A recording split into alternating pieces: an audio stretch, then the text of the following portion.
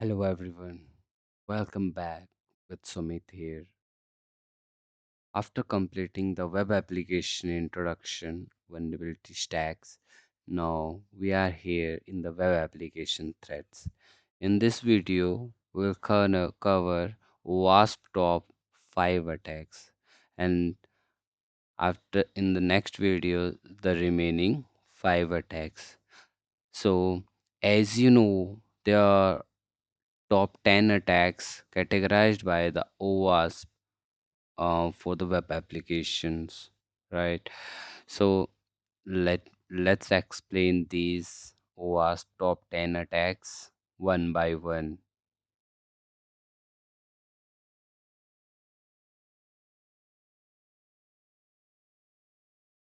First, we will discuss about the very first one, that is broken access, cryptographic failure, injections, insecure design, security misconfigurations, vulnerable and outdated components, identification and authentication failures, software and data integrity failures, security logging, monitoring, and failures, server side request forgery. I would like to inform you that if you'll see here the web application threats and the web API threats, it's API, okay, API, web hooks. Okay, all these terms threats are related to each others. So you have to understand these top 10 attacks. Later we have number of more attacks as well in the categorizations. So we'll discuss those as well, but not in deep because we'll cover these 10 attacks in the detail. Let's start with these attacks. The very first attack is A01 as broken access control. As its name suggests, it's a broken access control. Broken access control means if you want to access a system, then you must have valid credentials like username and password, right? If you logged into the username and password, and suppose you have only read permissions, but you are able to perform few write operations as well. So this is incorrect and these are the flaws. Let's discuss about this. Is the access control means access the system with valid credential. In broken access control, attackers wants to access the systems with identifying the flaws and gain the admin access. Weaknesses are common because of lack of automated detection, effective functional testing by application developers. The common types of broken access controls are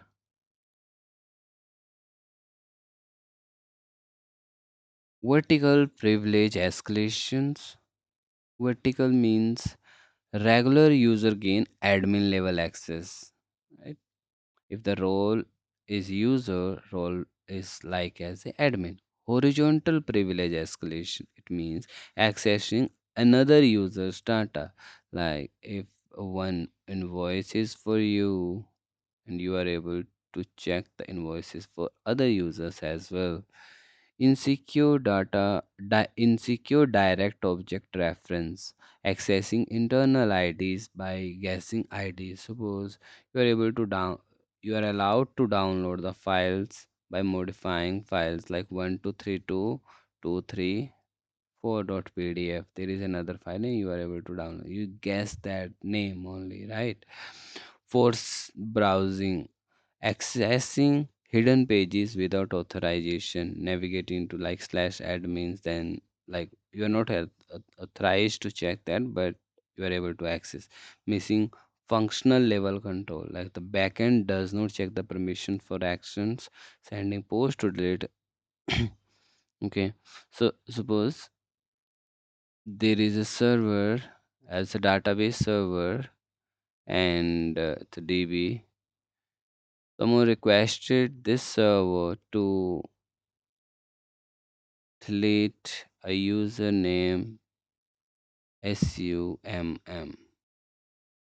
So it does not, this DB server will not identify the authentication, whether the request that is coming is a valid user or not. It's not its task, database server task.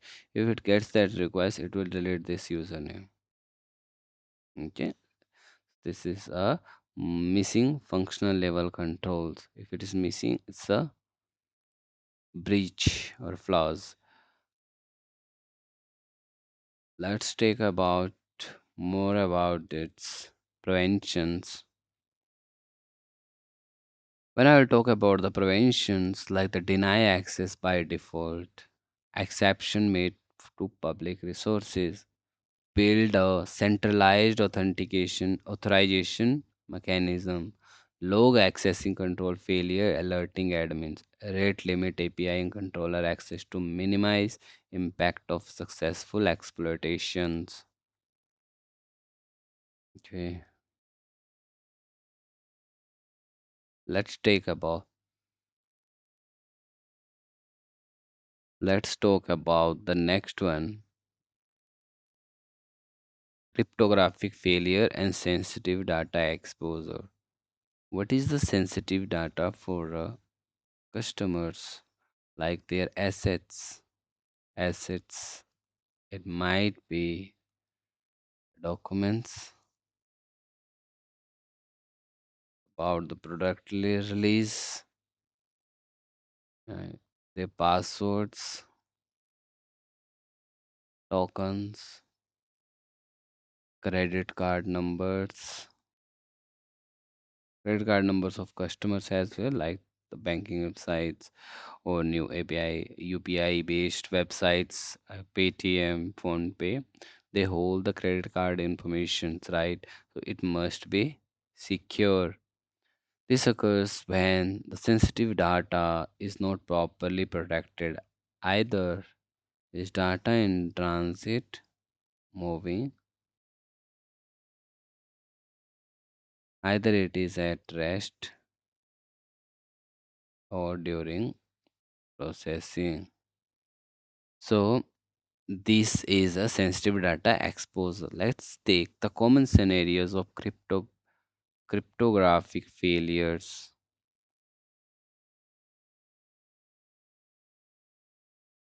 Here we have no HTTPS. If you are using a plain text, so of course anyone can read that and do the man in the middle attack, man in the middle sniffing login credentials.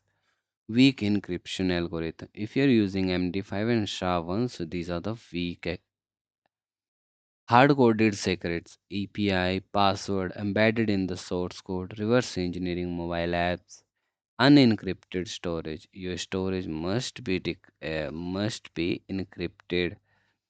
Improper key management. Keys stored in code or exposed, stealing keys while log files or backup. Missing TLS config. If you're not using certificate pinning or weak cipher suits, then downgrade attack or spoofings. These are very common terms that you can remind and work on it. Okay. I hope you know about it. That's why I told you remind. If you're not aware, so you have to remember these. The preventions label the sensitive data according to the regularity requirement or business need and apply security controls. Apply strong standard algorithm or protocols. Encrypt. Encrypt all sensitive data at rest. Encrypt all data transit and use HTTPS. Disable caching for response that contain the sensitive data. So this is all about cryptographic failure, data exposures. Let's move it further to the next as injection flows. In the injection flows, you will see number of examples. First, let's talk about the injections. Injection does not have a specific term. Injection means inject something. It might be injected into any of the things in the term of cross-site scripting, injecting something in the URL. We are using JavaScript. Let's talk about this. The injection flaws happens when an application blindly trusts user input and send it to the backend interpreter like SQL, Shell, LDAP, etc., allowing attacker to inject malicious commands. Okay, it's a blind trust on the user input without knowing that it redirects to the backend servers or interpreters, allowing attacker to inject malicious commands. Let's talk about different type of injection flaws. The first one that we have is very famous SQL injection. SQLi is basically here in all the injection flows I have covered three things.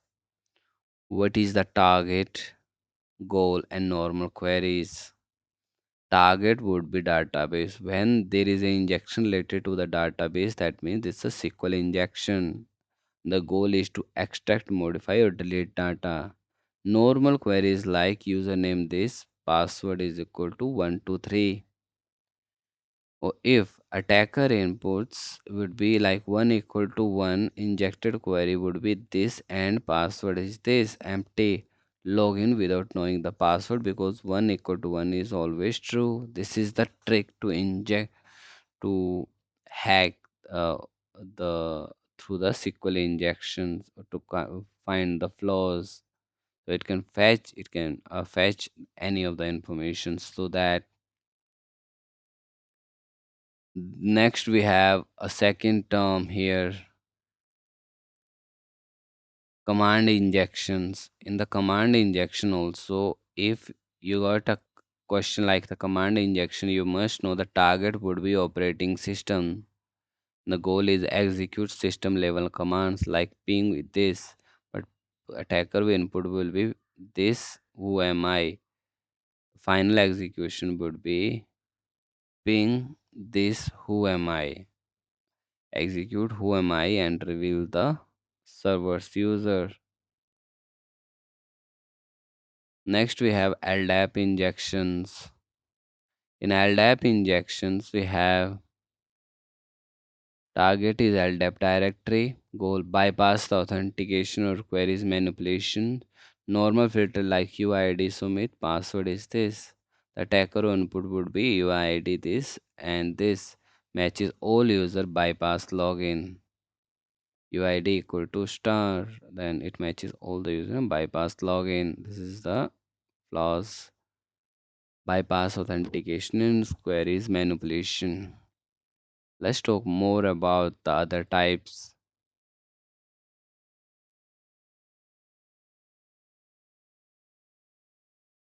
HTML injections, then cross-site scripting and XML. Let's talk about the HTML injection first. In HTML injection, target would be web pages, content, and the goal would be deface UI and trick user. Deface means duplicate UI. Normal input lies welcome Sumit. Attacker input would be hacked by Sumit. Page displays attacker message. Cross-site scripting is like browsers, JavaScript engines, steal cookies in hijack sessions. Attacker input is like this. The result would be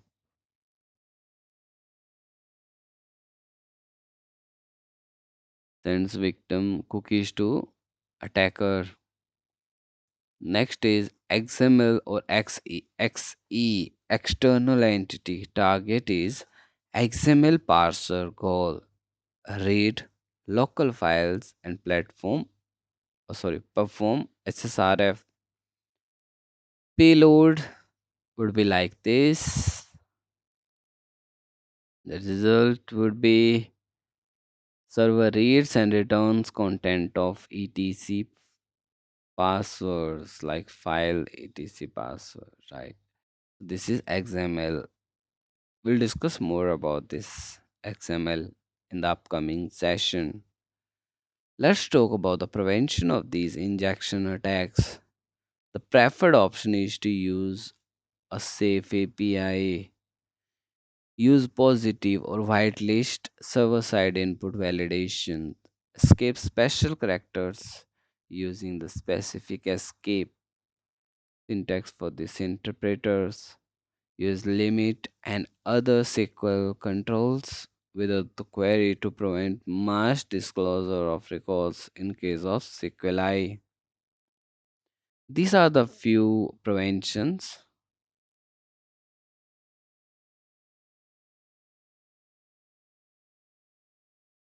I know it's a kind of theory part, but yeah, in the upcoming sessions, you will see the practical as well. I perform number of practical with the SQL injection. I will let you know with practical as well. Let's first finish the theoretical part. Next, we have fourth is insecure design. Insecure designs, from its name, suggests something related to the architecture. Let's discuss.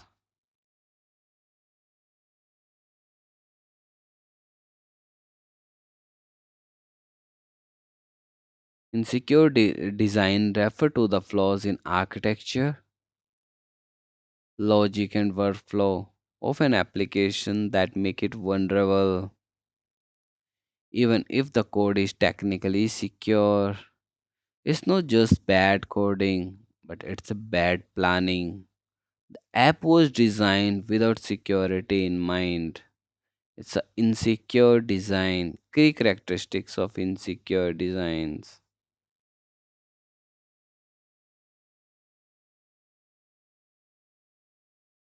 The very first we have is missing threat modeling. The missing threat modeling will be developer did not anticipate how attacker thinks. These are the key characteristics.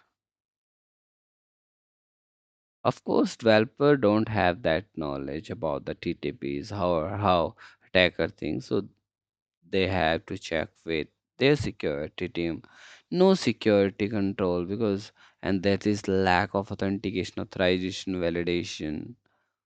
Flawed business logic, workflow can be abused and bypassed. Over trusting the client, relying on front end of security decisions. Insecure defaults, feature enabled by default, and that should not be.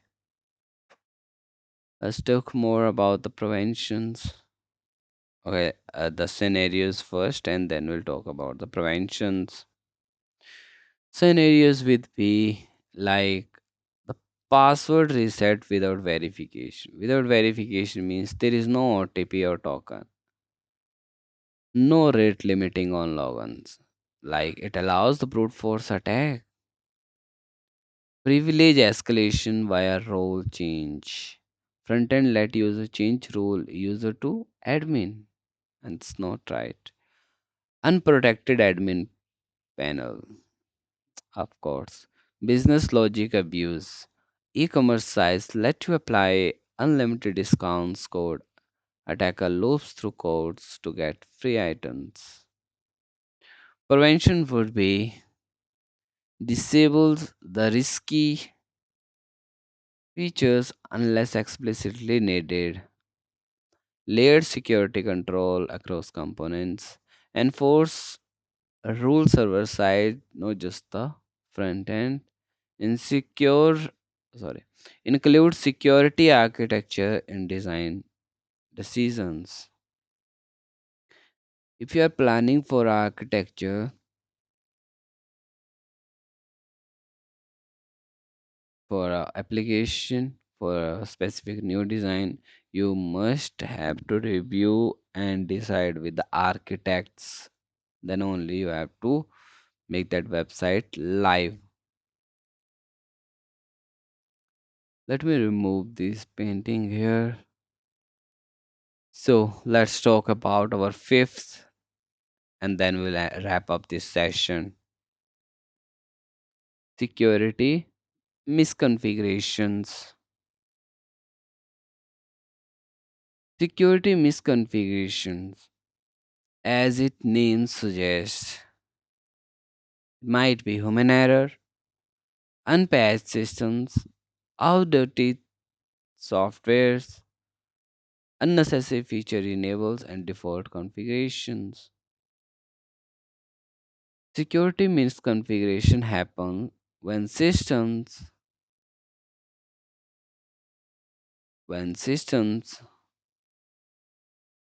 applications, or services are not securely set up, leaving doors open for attackers.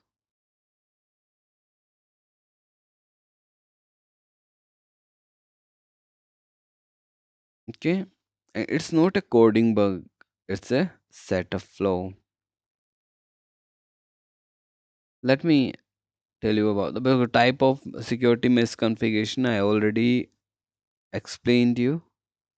Let's take a look of scenarios.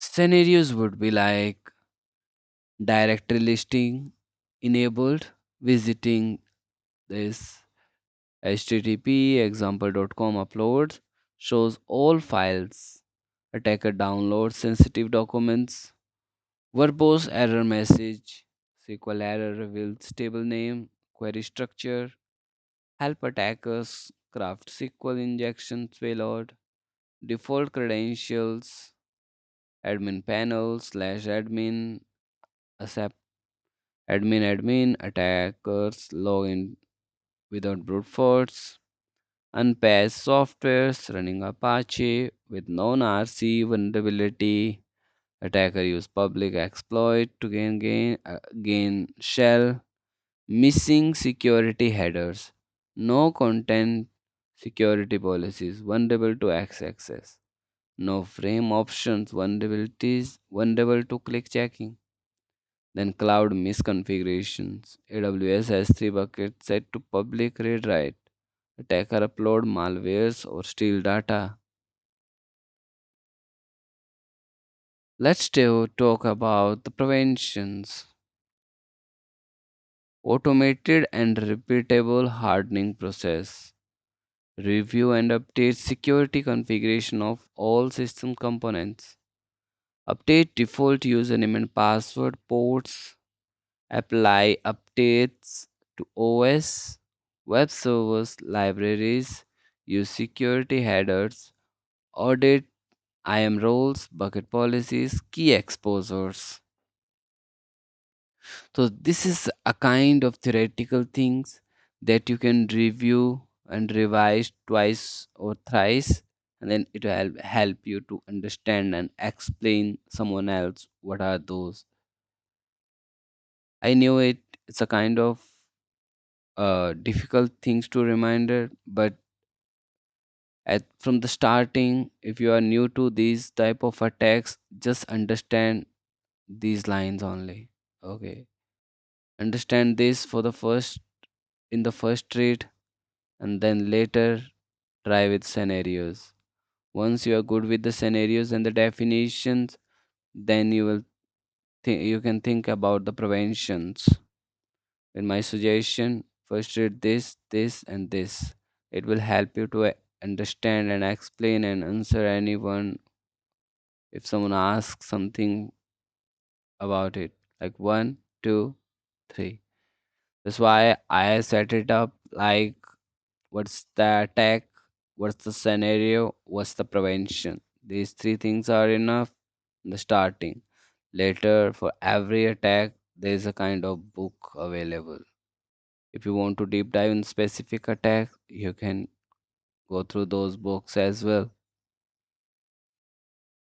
Okay, so I believe we are good here now. And thank you so much for watching. Keep sharing and let me know your ideas. Like, you like that these videos or not in the comment. Thank you so much. We'll see you with the next 5 attacks. Thank you so much. Have a good day ahead. Bye.